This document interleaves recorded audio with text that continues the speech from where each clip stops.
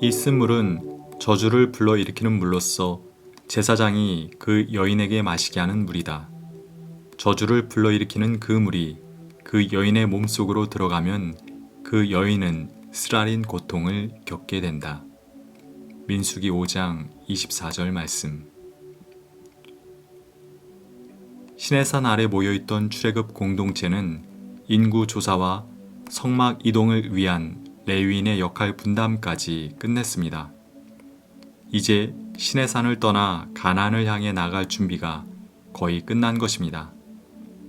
5장의 말씀은 가나안을 향해 나가는 도중이나 가나안 땅에 들어가게 되었을 때 이스라엘 공동체 내에서 발생할 수도 있는 여러 부정을 처리하는 방법을 일러주고 있습니다. 이스라엘 공동체의 성결을 강조했던 레위기의 연장이라고도 볼 수 있습니다.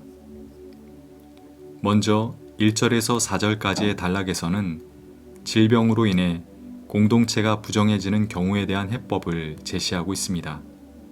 악성 피부병이나 유출병에 걸린 자, 주검에 닿은 자는 모두 공동체에서 내보내야 했습니다.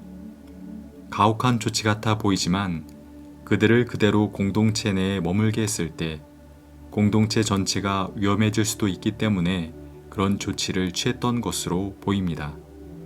그 당시의 의학 수준에서는 달리 방법이 없었을 것입니다.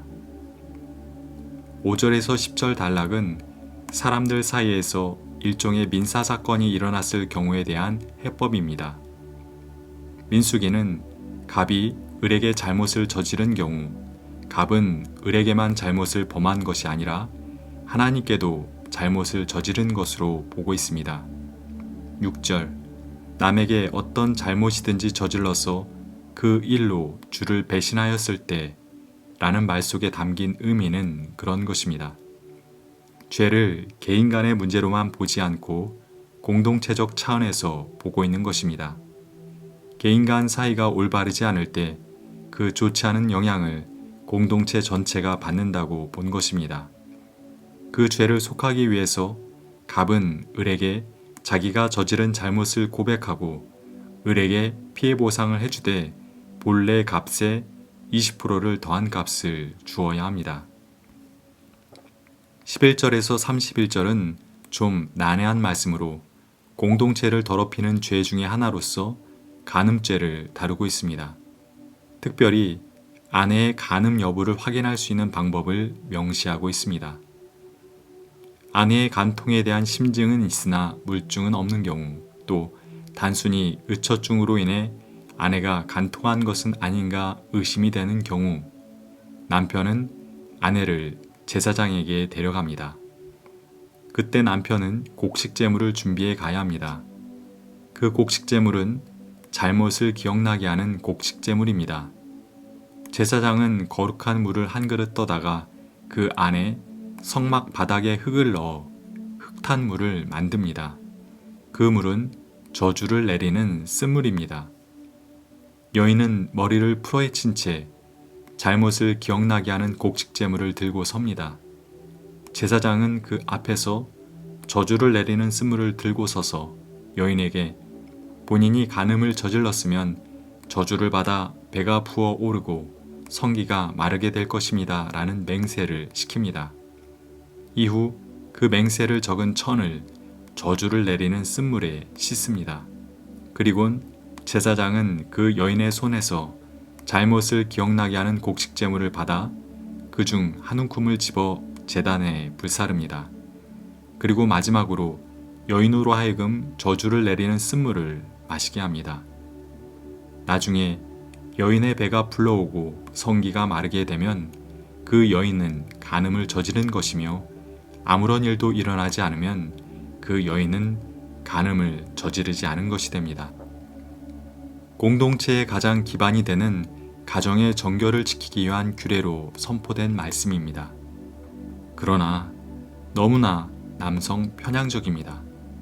진정 가정의 정결을 지키기 위한 규례라면 그 반대의 경우, 곧 남편의 간음이 의심되는 경우 아내도 남편에 대해 그렇게 할 수 있어야 했습니다.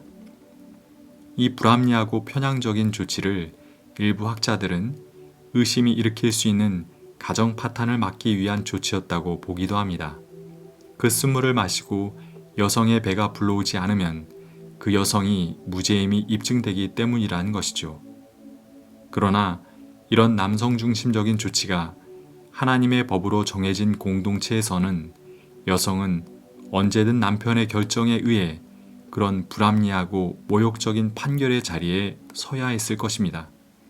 아무런 부정행위를 저지르지 않았음에도 단순히 남편의 의심 때문에 공적인 자리에 불려나가 머리를 풀어헤친 채 흙탄물을 마시며 그 여인은 속이 얼마나 아프고 쓰렸겠습니까? 물론 그런 말도 안 되는 조치는 오늘날에는 수행되고 있지 않습니다. 그런데 과연 오늘 우리 사회 속에서 남성 중심적이고 여성 비하적인 행태들이 모두 사라진 것일까요?